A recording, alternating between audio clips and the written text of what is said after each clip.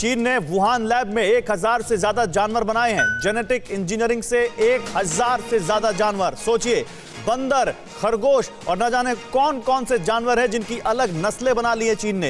ये तस्वीरें हम आपको दिखा रहे हैं बंदरों की।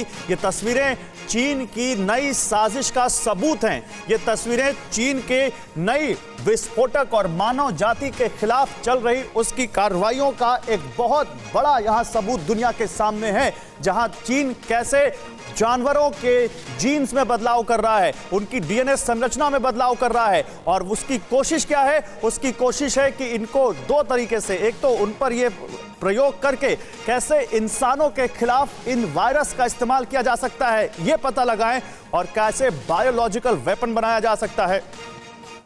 ये जो बंदर आप देख रहे हैं ना, इन बंदरों पर चीन की लैब में प्रयोग चल रहे हैं। इन दो बंदरों पर, ये बंदर जिनको चीन ने अपने प्रयोग में शामिल किया है, उनको चीन ने इन पर प्रयोग चल रहा है कि कैसे इनके शरीर में वायरस डालकर इनके जेनेटिक संरचना में बदलाव कर ये पता लगाने की कोशिश की जाए कि जो वो वायरस डेवलप करने की कोशिश कर रहे हैं उनको आगे उनका असर क्या होता है।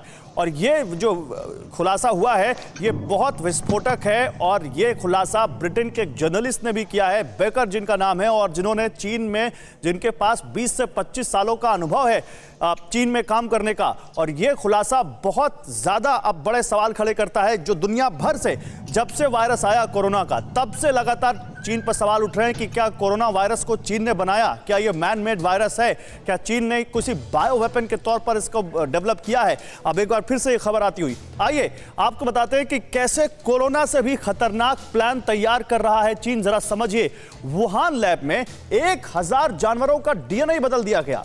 ये कौन कह रहा है? ये कह रहे हैं ब्रिटिश पत्रकार जैस्पर बेकर, उनकी रिपोर्ट है ये। उन्होंने लिखा है यूके में, ये पूरा उन्होंने एक बड़ा आर्टिकल लिखा है इसके बारे में। बंदर और खरगोश सहित सभी जानवरों को वायरस के इंजेक्शन लगाए गए। जेनेटिक इंजीनियरिंग का इस्तेमाल कर जानवरों की जीन बदली गई। इससे कुछ ऐसे वायरस पैदा होते हैं जो इंसानों को खत्म तक कर सकते हैं, ये कह रहा है ये आर्टिकल। वैज्ञानिकों को आशंका इंजेक्शन में इस्तेमाल चीज़ों से ही आया है कोरोना वायरस। चीन अपने लैब में और कई प्रयोग कर रहा है जो दूसरे देशों में बैन है, और इन प्रयोगों के खतरों को जानते हुए भी चीन अपनी रिसर्च में जुटा हुआ है। वैसे भी चीन एक ऐसा मुल्क है जो अपने यहाँ से खबरें बाहर आने नहीं देता, पूरी तरह से सेंसर है वहाँ की मीडिया पर, सरकार का कंट्रोल है। चीन में ना तो कोई सोशल मीडिया साइट दूसरी दुनिया की चलती है, और ना चीन अपने यहां से कोई फ्री मीडिया को ऑपरेट होने देता है। इसलिए चीन के अंदर गुप्त तौर पर ऐसे ऐसे रिसर्च चल रहे हैं जो मानव जाति के लिए खतरा बन सकते हैं। अब ऐसी खबरें सामने आ रही हैं। मेरे साथ तमाम एक्सपर्ट हैं, लेकिन दीपक, क्योंकि आप वायरोलॉजिस्ट हैं और आप शायद टेक्निकलिटीज ज़्यादा अच्छे से समझते हैं, आप क्या हमारे दर्शकों को आम भाषा में समझा सकते हैं कि चीन के बारे में जो ये रिसर्च या जो ये रिपोर्ट आई है ये क्या बताती है, और इससे आपको चीन के मंसूबों के बारे में क्या पता चलता है? आपको याद होगा कि एक बहुत बड़ी स्टडी जो थी, जो इनकी एक साइंटिस्ट हैं वुहान इंस्टीट्यूट ऑफ वायरोलॉजी की, वहाँ पर शी जो है वो अभी भी बैट वायरसेस के ऊपर में काम कर रही थी। काफी सारे उन्होंने आइसोलेट किए थे बैट से वायरसेस को, और उन्होंने एक्सेप्ट किया था इस बात को कि बहुत सारे वायरसेस की जीन सीक्वेंसिंग नहीं हुई है। इनफैक्ट उन्होंने ये कहा था कि कोरोना वायरस हमारी लैब से नहीं आया है, लेकिन ऐसे बहुत सारे वायरसेस थे जो आइसोलेट किए गए थे बैट से, जिनकी सीक्वेंसिंग नहीं हुई थी, उनका ये कहना था।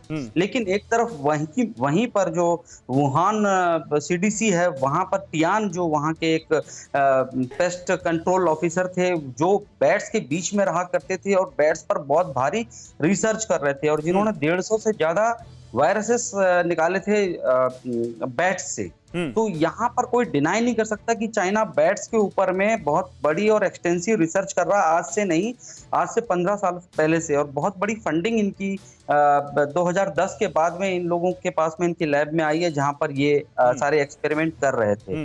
अब क्योंकि देखते हैं बहुत सारे जो वायरसेस को आइसोलेट करने के बाद तो बहुत उलझ गई है। उसके आरोप तो अमेरिका और अमेरिका के संरक्षा विभाग पेंटागन तक पहुंचे हैं फंडिंग के इस वुहान की इस लैब को। मैं मनीष के पास आऊंगा, लेकिन मैं आपसे पूछ रहा हूं, एक साइंटिस्ट, एक वायरोलॉजिस्ट होने के नाते, आप क्या मेरे दर्शकों को ये बता सकते हैं कि अगर डीएनए की संरचना में बदलाव किया जाए तो उससे क्या खतरा है?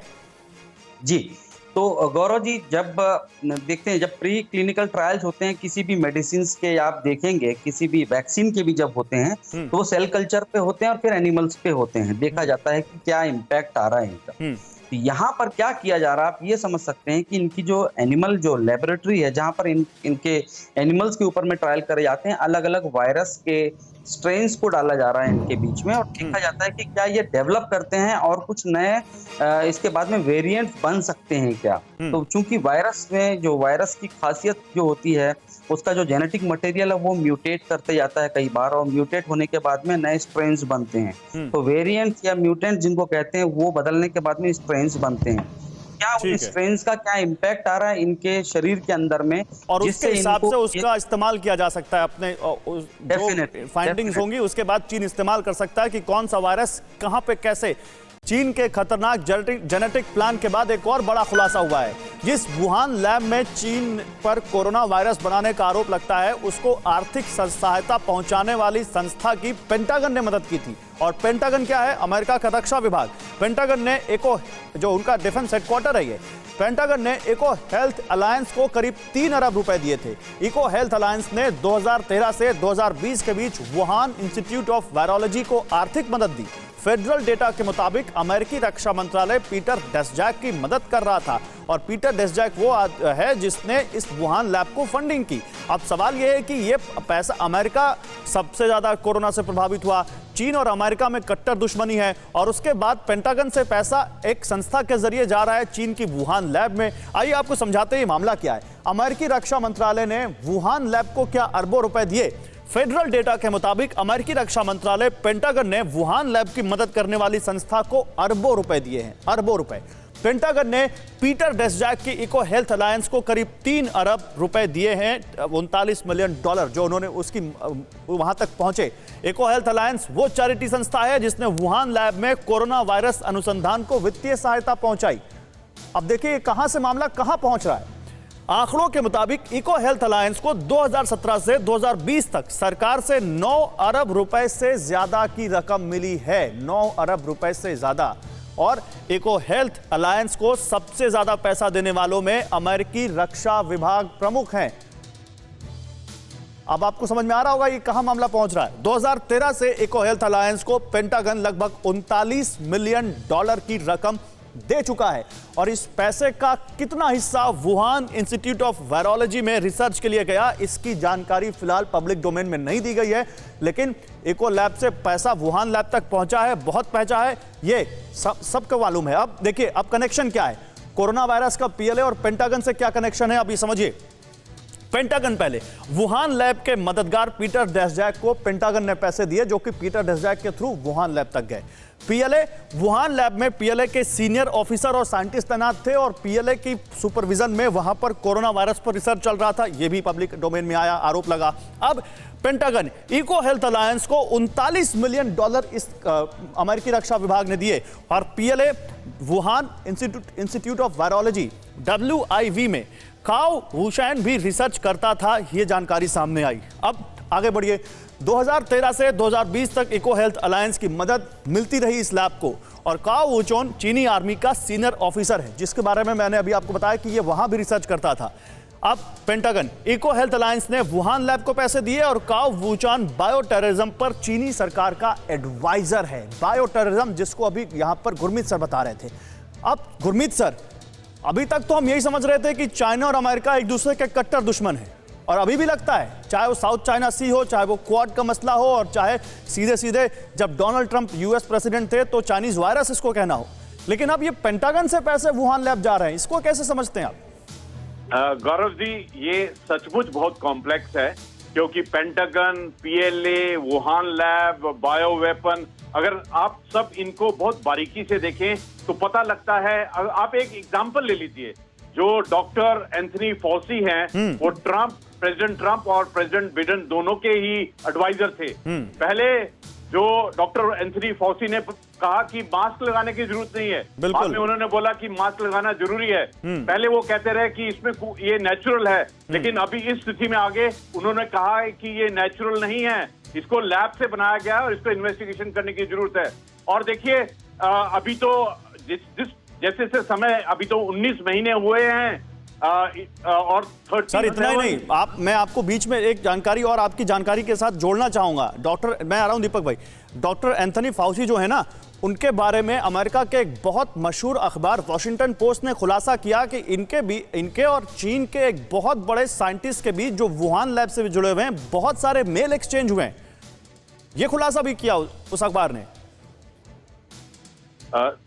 जी, जो आपने ईमेल्स का जिक्र किया है, मैं तो कहता हूं कि इन सब की जो इनपुट अब जब पूरे विश्व के सामने में आएगी तो बिल्कुल क्लियर हो जाएगा कि दोनों ही यूएस और चाइना इस रिसर्च में थे, उसमें कोई शक की बात नहीं है। लेकिन ये जो चाइना है, जो पीएलए है, ये जो वुहान की लैब है, जिस प्रकार डॉक्टर ली मेंग यान ने कहा है कि ये चाइना की वुहान लैब में बना है, ये चाइना की वुहान लैब में पीएलए की लैब में बना है, ये बायो वेपन की तरफ ही इनकी पूरी यदोजहद थी। ये चाहते थे कि बायो वेपन बने। अभी जिस प्रकार से स्टेटमेंट आ रही हैं, चाहे वो ऑस्ट्रेलिया हो, यूएस हो, यूरोप हो, अभी और भी जगह से आएंगी, क्योंकि जो भी इसके मैं दीपक जी के पास जाना चाहता हूं जल्दी, इससे पहले कि एक और बड़ी खबर दिखाऊं। दीपक, आप भी कुछ बोलना चाह रहे थे इस बारे में? जी, जो इको हेल्थ अलायंस की बात करी जा रही है, डेस्जेक के बारे में बात करी जा रही है। आपको बता दूं, जब कोरोना आउटब्रेक हुआ था तो सबसे पहले जो लैंसेट में रिपोर्ट आई थी उसमें यही डेस्जेक साहब थे जिन्होंने कहा था कि इसमें ह्यूमन इंटरवेंशन कहीं से नहीं है, ये नेचुरल तरीके से आया हुआ। मतलब शुरू होते ही उन्होंने वहां पर क्लीन चिट दे दी थी चाइना को। यस, और अब उनके थ्रू पैसा वुहान लैब को जा रहा है। दीपक, आपके दिमाग में क्या आता है ये सब सुनकर? नहीं, ये डेफिनेटली देखिए, यहाँ पर रिसर्च हो रही है वुहान में, बहुत बड़ी रिसर्च हो रही है, बैट्स के ऊपर में हो रही है, बहुत सारे वायरसेस के ऊपर में हो रही है। हाँ। मेरा सिर्फ एक ही सवाल है कि इंटेंशन क्या था? क्या ये पर्पसली क्रिएट किया गया और पर्पसली इसको डाला गया, इस वायरस को? और इसके ऊपर में पूरा इन्वेस्टिगेशन होना चाहिए और बहुत बड़ी एजेंसीज को आना पड़ेगा सामने। इनसे उगलवाना बहुत टेढ़ी खीर रहेगी चाइना से इस जानकारी। परवाह देश की, सोमवार से शुक्रवार रात 10 बजे TV9 भारतवर्ष पर।